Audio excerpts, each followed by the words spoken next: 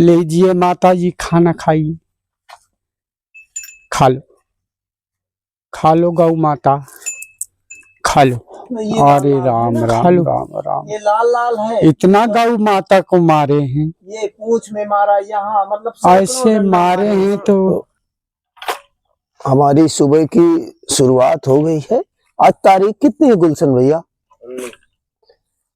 19/6/2026। अच्छा, 19/7/2026 में हमारी सुबह की शुरुआत हो गई है। अभी गौशाला में हम गौशाला की सफाई कर रहे हैं और एक खाद ले जाकर गोबर खाद हम वृक्षों में छिड़काव करेंगे। प्रति वृक्ष में डालेंगे। चलें भैया।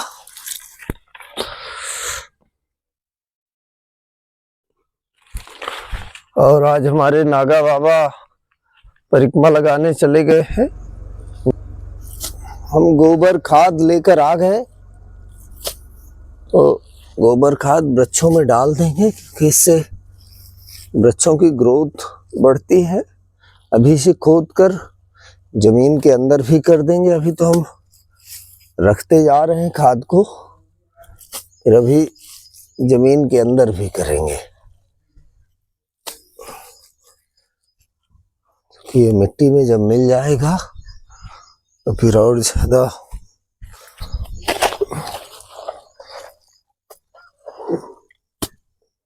ज्यादा वृक्षों की ग्रोथ बढ़ेगी। हम पुनः गोबर खाद फिर से लेकर आ गए वृक्षों में डालने के लिए। हम फिर से वृक्षों में डालेंगे और हमारे सरदार साहब भी जा रहे हैं नहाने। अरे आपको लगता है कि चंदन मुझसे बहुत प्यार करता है, जबकि सच नहीं है। उसको लगेगा कि कमलेश से भी खतरा है तो मुझे भी काट लेगा। वो कोई आपको क्षमा करने या माफ करने वाला नहीं है। इसलिए उसको पशु नाम दिया गया। उसको लगेगा कि मुझसे भी खतरा, मैं भी उसकी रोटी के पास जाऊंगा तो मुझे भी काटेगा। और जैसे क्षमा चाहता हूं कहने के लिए, बहुत लोग कहते हैं हमको परमात्मा का साक्षात्कार हो रहा है। बड़ी अच्छी बात है, सबको होना चाहिए, भगवान भला करे। लेकिन अगर आपको साक्षात्कार हो रहा है तो आप दूसरे को भी कराओ ना, दूसरे को अनुभव कराओ। वही गुरु है, वही सदगुरु है कि भाई अगर आपको हुए दूसरे को भी कराओ, तब तो हम माने। और जो कहता है नहीं मुझको भर हुए तुझको नहीं होंगे, वो बात झूठी है। तो सीधा कहना चाहते हैं कि अगर कोई दावा करता है कि हमको साक्षात्कार हुआ है तो दूसरे को भी होना चाहिए। और जो सदगुरु है वो साक्षात्कार करवा भी देगा, वो तत्काल करवा देगा, क्योंकि वो परमात्मा कहीं बाहर नहीं, वो आपके अंदर ही है, आपके अंदर ही विराजमान है। बस आंखें खोलो और देख लो, एक बाहर की आंखें एक अंदर की आंखें हैं, उसमें ज्यादा समय भी नहीं लगना। तो जिनको आत्म साक्षात्कार हुए हैं, जो बहुत सालों से परेशान है, और जिनको अभी आत्म साक्षात्कार नहीं हुए, वो आश्रम आकर आत्म साक्षात्कार की विधि सीख सकते हैं, परमात्मा के दर्शन कर सकते हैं। उनको भी कहीं भटकने की आवश्यकता नहीं है। आत्म साक्षात्कार, कुंडलनी जागरण, चक्र जागरण कोई अलग से नहीं है, वो सब आपके अंदर ही है। उन छुपी हुई गुप्त शक्तियों को जागृत करना है, और गुप्त शक्तियों को जागृत करने की चाबी गुरु के पास है, और गुरु होता है ज्ञान। लेकिन उस रास्ते पर चलना बड़ा कठिन है, ये सबके बस की बात नहीं है। तो उसमें आत्मचिंतन की आवश्यकता है, तप की आवश्यकता है, साधना की आवश्यकता है, और मुझे लगता नहीं कि हर कोई ये कर पाएगा। विधि तो हर कोई सीख सकता है, लेकिन जो अभी संसार को पाना चाहता है, संसार में लिप्त है और संसारी सुख दुख के अनुभव को महसूस करता रहता है, उसका कुछ नहीं हो सकता। वो आत्म साक्षात्कार भी कर ले, चक्र जागरण भी कर ले, उसका कुछ होगा नहीं, क्योंकि उसके अंदर अभी संसारी सुखों की का लालसा है ना। तो हम तो सबसे कहेंगे जिनको आत्म साक्षात्कार करना हो, चक्र जागरण करना हो, वो भी आकर विधि सीख सकते हैं। पर इसके पहले जो मन में जो चल रहा है, मन की तृप्ति करके आए, क्योंकि जो मन का भूखा है वो प्रेत ही है। प्रेत कोई अलग से नहीं, हम कितनी बार बोल चुके हैं। जो मन का भूखा है वो प्रेत है, भटकता रहता है, पाने की तमन्ना में इधर उधर भटकता रहता है, योजनाएं बनाता रहता है, दूसरे को तो बहुत उपदेशित करता है कि बिना परमात्मा की मर्जी के एक पत्ता नहीं हिलता, खुद कभी धारण नहीं करता, और प्रेत योनि में भटकते भटकते अल्प आयु में आयु भी पूरी नहीं कर पाता और काल के गाल में चला जाता है। उसको अच्छी तरह से पता है कि बिना परमात्मा की मर्जी के कुछ होने वाला नहीं है। चाहे हम जितनी योजना बना लें, दूसरे को उपदेशित करेगा, खुद कभी धारण नहीं करेगा। जो धारण करता है वो सद्गुरु है। और धार्मिक ग्रंथों को पढ़ने मात्र से कुछ होने वाला नहीं है, उनको धारण करना है अभी अपने निजी जीवन में। जो धारण नहीं करता उसको परमात्मा की व्यवस्था पर संदेह रहता है। जो परमात्मा की व्यवस्था में संदेह करता है वो उसका जीवन हमेशा दुखों से भरा ही रहता है, वो कभी सुखी नहीं हो सकता। क्योंकि जीवन किसी की इच्छा से नहीं चलता, जीवन एक नदी की धार की तरह है, बस बहते जाओ। और जो उस धार को मोड़ने की कोशिश करता है, जो जीवन को अपने बुद्धि और विवेक से जीना चाहता है, उसको केवल पीड़ा ही मिलती है। जीवन किसी की इच्छा से नहीं चलता। आप चाहे जितना प्रयास कर लो, चाहे जितनी योजनाएं बना लो, योजनाओं में जीना ही नरक है, सपनों में जीना ही नरक है। क्योंकि हमारे आदर्श प्रभु श्री राम जी भी अपनी इच्छा से जीवन को नहीं चला पाए, कृष्ण भी अपनी इच्छा से जीवन को नहीं चला पाए, ये सत्य है। शिव भी अपनी इच्छा से अपने जीवन को नहीं चला पाए। योजनाएं न किसी की पूरी हुई है न होंगी। ये 4 दिन का जीवन है, वर्तमान में जी लो, बाकी कुछ है नहीं।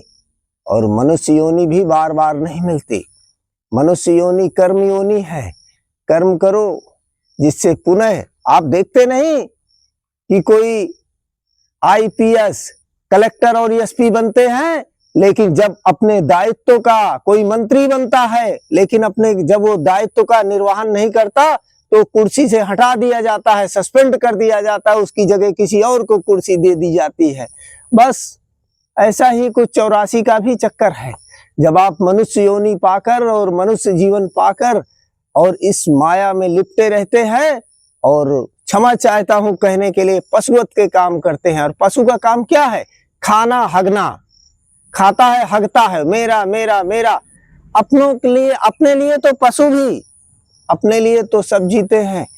अपने मनुष्य धर्म को पहचाने, दया करुणा परोपकार को धारण करे, कहीं आने जाने से मुक्ति और मोक्ष मिलने वाली नहीं है।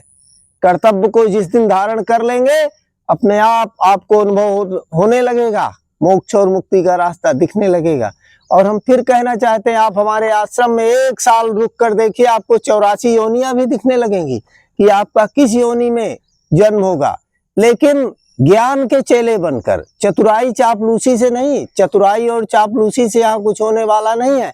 जैसे कि हमारे सरदार साहब जी ने धारण किया, हमारे पिता समान आदरणीय सरदार साहब ने धारण किया, उनको परमात्मा साक्षात्कार भी हुए, गुरु नानक देव जी के दर्शन भी हुए। उनसे आप लाइव में पूछ सकते हैं वीडियो में। और उनको अभी 84 भी दिखेगी अगर 1-2 साल रह गए। उनको सब धीरे धीरे अनुभव होता रहेगा कि कैसे जन्म होता है, अगली योनि हमारी कौन सी तय होगी। इसी जीवित शरीर को सब पता चल जाता है, उसके अंदर इतनी शक्तियां आ जाती है तप और साधना करते करते। और खाली बड़ी बड़ी ज्ञान की बातें करना, क्योंकि हमने धार्मिक ग्रंथों को रट के रखा हुआ है ना, तो वही हमारे प्रभु श्री राम जी का आदर्श जीवन सुनाते रहते हैं, कृष्ण जी का आदर्श जीवन सुनाते रहते हैं, शिव महापुराण सुनाते रहते हैं, लेकिन धारण कभी नहीं करेंगे। इसलिए कि चतुराई है ना, धारण कर लेंगे तो नरक खाली नहीं हो जाएगा, वो 84 खाली नहीं हो जाएगी। तो हम फिर कहना चाहते हैं कि ये बदमाशी चापलूसी वहां नहीं चलती। वहां तो निकटी निकटी का पाई पाई का हिसाब लेता है। धोखा, ठगी, झूठ बोलना, लोगों की भावनाओं से खेलना, हम तो ये कह दें ये किसी को नहीं करना चाहिए। जो भी करे सोच समझ कर करें, क्योंकि हमारा किया हुआ प्रत्येक कर्म कहीं जाने वाला नहीं है, हमें ही भोगना पड़ेगा। वो हमारे साथ ही छाया, हमारा एक किया कर्म कहीं जाता नहीं, हमारे साथ छाया बनकर चल रहा है। जब आप परमात्मा की शरण में हो जाएंगे, चले जाएंगे ना, आपको कर्म भी आपके साथ साथ ही चलेंगे, दिखेंगे उसमें एक तराजू की तरह कि कौन सा कर्म आपका भोग बाकी है और कौन सा कट गया। एक बार परमात्मा की शरण में जाइए तो स्वीकारिए तो कि जीवन किसी की इच्छा से नहीं चलता, योजनाओं से नहीं चलता। तो देखिए हमारे नानक बाबा जगन्नाथ इनको वो कर दिए हैं, गुरु नानक देव जी के चेले सरदार बाबा नाम रखवा दिए जा रहे हैं चिड़ियों को दाना देने। अब हम चिड़ियों को दाना डालने जा रहे हैं। चींटियों को भी आटा डालने जा रहे हैं। देखो देखो चींटियां इंतजार कर रही है। अब हम इनको आटा डालेंगे और चिड़ियों को दाना डालेंगे। ये दाना डालने से मन को सुकून मिलता है और दान करना यही मर्म है। अब हम चींटियों को आटा डालेंगे थोड़ा थोड़ा। अब देखो कैसे इंतजार कर रही हैं।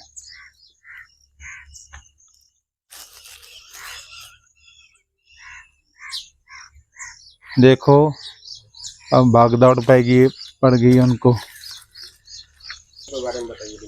देखो चंद्र भी चींटियों को देख रहा है, अब दूसरी जगह पे चल गया। अब देखो कैसे चींटियों को देख रहा है।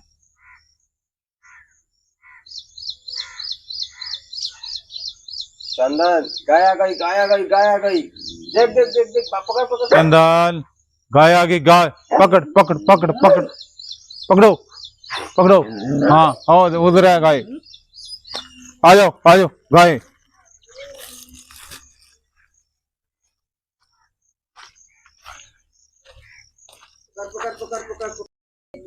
देखो चंदन भी साथ साथ जाता है कबूतरों को दाना डालने के लिए। इसको भी अच्छा लगता है। हाँ जी दोस्ती हो गई है। हम जहाँ जाते हैं वहीं चला जाता है पीछे पीछे। ये कबूतरों के लिए डाल रहे हैं भाई दाना। ये दान करना पंछियों को यही बर्म है, यही पुण्य। हाँ जी यही साथ जाएगा। जी जी जी। जैसे हमारे गुरु नानक देव जी के चेले सरदार बाबा जगन्नाथ जी ने नाम दिया हुआ, गुरु और चेले के विषय में बात की इन्होंने। तो देखिए गुरु और सदगुरु है हमारे राजा राम, अयोध्यापति, दशरथ जी के बेटे, वही पूर्ण ब्रह्म है। राम कृष्ण शिव, उन्हीं को पूरी दुनिया धारण कर रही है। आपको कोई गुरु और सदगुरु नहीं मान रहा। अगर आपका कोई अनुयायी हो तो बताए। हाँ, जाति और समाज के अनुयायी बहुत है। जो अपने जाति और समाज के अनुयायी हैं वो कोई गुरु और सदगुरु नहीं होते, वो तो एक समूह होता है। क्षमा चाहता हूं कहने के लिए, एक समूह, और वो समूह का मुखिया बना दिया जाता है। वो कोई गुरु और सदगुरु ब्रह्म नहीं है। तो देखिए सतयुग से, त्रेता द्वापर कलयुग से इस समाज ने और इस संसार ने राम कृष्ण शिव को धारण किया है, वही और गुरु और सदगुरु है। तो हम तो यह कहेंगे आप भी धारण कर लो। जिस दिन आप भी धारण कर लोगे ना, उस दिन अपने आप गुरु और सदगुरु बन जाओगे। और ये जो लाखों करोड़ों की संपत्ति लेकर बैठे हो, जगह जगह जमीनें खरीद रहे हो, प्लाट बना रहे हो, ये कोई इनोवा गाड़ी, कोई फॉर्च्यूनर गाड़ी, आप भी अपना कल्याण कर लो, उनको बेचो और लोगों को अन्नदान करिए, बीमारों को दवा कराइए, दूसरे को उपदेशित करते हो कि कुछ नहीं जाता, साथ में खाली धर्म और दान ही जाता है।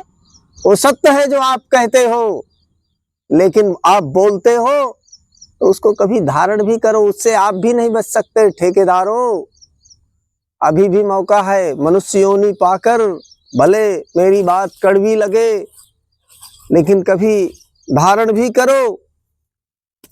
हमने देखा और हम क्या बोले, बोलने को तो बहुत कुछ करता है मन, लेकिन हम एक ही बात आपसे बोल रहे हैं, जो जाति समाज संप्रदाय के मुखिया हैं, जो मुखिया होते हैं उनको, वो मुखिया जो कहते हैं मेरी जाति, मेरा समाज, मेरा संप्रदाय, जो संप्रदाय का किसी व्यक्ति को सर्वोच्च स्थान दे दिया जाता है, वो कोई गुरु या सदगुरु भगवान नहीं हो सकता। भगवान तो हमारे राजा राम हैं, राम कृष्ण शिव, उन्हीं के चरणों में कल्याण है। बाकी समाज और संप्रदाय के शरण में जाने से कुछ होने वाला नहीं है। आप इनके लिए कुछ भी कर जाओ, चाहे अपने शरीर का एक एक रक्त, एक एक बूंद इनको दे दो, लेकिन जब आपका ये शोषण नहीं कर पाएंगे, आप इनके काम के नहीं रह जाओगे, तब ठुकरा देंगे। तब अंत में याद आएगा कि परमात्मा की शरण में चले जाते, इस चतुराई और चापलूसी को छोड़कर, तो आज ये दिन देखने नहीं पड़ते। और मैं फिर आपसे कहना चाहता हूँ, लोग बड़ी बड़ी योजनाएं बनाते हैं, मैं ये कर लूंगा, वो कर लूंगा, मैं ट्रैक्टर खरीद लूंगा, मैं 2 पहिया खरीद लूंगा, मैं बोलेरो स्कॉर्पियो खरीद लूंगा। मैं कहना चाहता हूँ आपसे, आप कुछ नहीं खरीद पाओगे जब तक उसकी मर्जी नहीं होगी। आप एक सुई नहीं पा सकते, आपको एक सुई मिलने वाली नहीं है। करने कराने वाला वही है, वो परमपिता परमात्मा। बिना उसकी मर्जी के कुछ होने वाला नहीं है, आप चाहे जितनी योजनाएं बना लो। सीताराम। और चलिए हम मान भी लेते हैं कि आप गुरु हो, सद्गुरु हो, लेकिन हमें एक बात का उत्तर आज तक नहीं मिला। आप ये मत कह देना कि ये प्रभु की लीला है। एक व्यक्ति जो आपके यहाँ रहता है, पूरा बचपन, जवानी, बुढ़ापा आपके यहाँ गोबर भी फेंकता है, जैसे मैं गोबर फेंक रहा हूँ, रोटी भी बनाकर खिलाता है, झाड़ू भी लगाता है, लेकिन जब वो उसकी वृद्धावस्था आती है तो आप छोड़ देते हो मरने के लिए, तड़पने के लिए। इस बात का उत्तर है आपके पास। तो आप अपने दायित्वों का निर्वहन तो कर नहीं पाए और बात करते हैं मोक्ष और मुक्ति की। आप ऐसे व्यक्ति जो छोड़ देते हैं, हम क्या बोले। और हमारा समाज भी बहुत अच्छा है, वो भी मेरा अपना, मेरा मेरा मेरा, जिसको मेरा अपना कहते हुए उसकी जबान नहीं थकती, वही उसको ठुकराता है। बार बार ठुकराएगा, मार खाएगा, पिटेगा, इधर से 2 थप्पड़, इधर से 2 थप्पड़, फिर भी मेरा अपना, मेरा अपना। अरे अभी भी जाग जाओ, एक परमपिता परमात्मा राजा राम के अलावा कुछ है नहीं संसार में। लेकिन क्या कहें, परमात्मा की लीला भी अजीब है। ठुकते हो, पिटते हो, मारे जाते हो, भगाए जाते हो, दौड़ाए जाते हो, लेकिन क्या कहें, ये तो लीला है। अभी भी परमात्मा की शरण में आ जाओ। लोग कहते हैं कि वो गुरु है, सद्गुरु है। चलो हमने आपको गुरु और सद्गुरु मान भी लिया, लेकिन कोई व्यक्ति जब आपकी शरण में आ जाता है, आपको शरणागत हो जाता है, बचपन से लेकर पूरा जवानी, बुढ़ापा सब आप में समर्पित कर देता है। आपके यहाँ रोटी भी बनाएगा, झाड़ू भी लगाएगा, गोबर भी फेंकेगा, लेकिन जब उसकी वृद्धावस्था आ जाती है या कोई गंभीर बीमारियों से घिर जाता है, उसको आप छोड़ देते हो। तो आप कोई गुरु और सद्गुरु नहीं, आप निर्दयी हो। हमारे भगवानों का, हमारे धार्मिक ग्रंथों की जीवनी पढ़ ली है और उसी को पढ़कर सुनाते रहते हो। लोग भ्रमित हैं कि वो गुरु और सद्गुरु हैं। मैं आपसे भी पूछना चाहता हूं, ऐसे गुरु और सद्गुरु जो एक, जैसे माँ अपने बच्चे का साथ नहीं, बालक का साथ कभी नहीं छोड़ती। माँ बालक की तरह जो गोद में ले ले और उसका जीवन पर्यंत साथ दे, ऐसा कोई गुरु और सदगुरु मिले तो आप बताना। मुझे तो धारण करने वाले नहीं मिले, मुंह से बोलने वाले तो इतनी ज्यादा भीड़ हो गई है, मैं क्या बताऊं। मुंह से बोलने वाले तो बहुत है, जो धारण करता है वही गुरु और सदगुरु है। सीताराम। तो देखिए हमारी गौ माता का आगमन हो चुका है। हमारी गौ माता का आगमन हो चुका है। देखिए ये हमारी गौ माँ, क्षमा चाहता हूँ कहने के लिए, हर रोज क्योंकि दूध नहीं देती ना तो छोड़ देते हैं, तो हर रोज मार खाती थी डंडा से, ये मार खाती थी। हम क्या बताएं, ज्यादा नहीं बोलेंगे नहीं तो फिर अब हमारी फिर पीछे पड़ जाएंगे, कहीं बुराई कर रहा है इसको।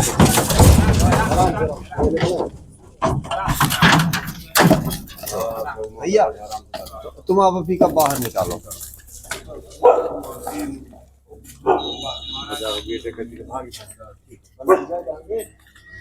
जाओ खूंटे में बांध।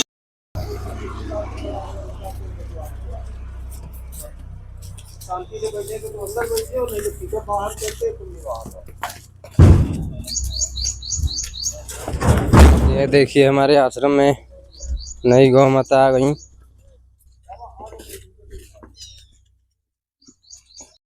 चलो गौ माता को हम रोटी खिलाने जा रहे हैं। देखो आज नई माता आई है हमारी गौ, उसको रोटी खिलाएंगे। चलो नागा, धीरे चलो नागा बाबा जी। और हम एक बात और अपने दर्शकों से कहना चाहते हैं कि हमारी गौ माता को परसों बहुत डंडों से मारा, और देखिए इनके अभी निशान भी हैं डंडों के, जी अगर आप देख पा रहे हो। जी यहाँ पर देखिए कितना ये अरे लाल राम है ना? राम राम राम, ये लाल लाल है, इतना गौ माता को मारे हैं, ये पूंछ में मारा, यहाँ मतलब सैकड़ों ऐसे डंडा मारे मारा। हैं। तो लीजिए माता जी खाना खाइए, खा लो खा लो गौ माता, खा लो खा लो खा लो खा लो खा लो, ले खाओ, खाइए माता, खाइए माता। अब तुम यहाँ रहना, तुम्हारी सेवा सब कोई करेगा, ठीक है ना। बहुत मारे ने, उनर नहीं पाती लगता। इनका देखिए हमारी गौ माता रो भी रही है, ये देखिए ये आंसू इनके बह रहे हैं ना, ये रो रही है। और ये हमारी गौ माता दूध नहीं देती थी, दूध नहीं देती थी तो ये क्या करता था कि जो गाय का मालिक था उसको छोड़ देता था खेतों में। तो परसों हमने देखा तो हमारी गौ माता को बहुत मारे हैं। तो आज हमने देखे यहाँ निशान भी बने हुए हैं, ये देखे ये निशान भी बने हुए हैं, देखिए डंडा के निशान है पूरे, डंडा से बेल्ट से ऐसे करके मार रहे थे जब हमने देखा। और डेली मारते थे क्योंकि वो दूध नहीं देती तो छोड़ देते हैं,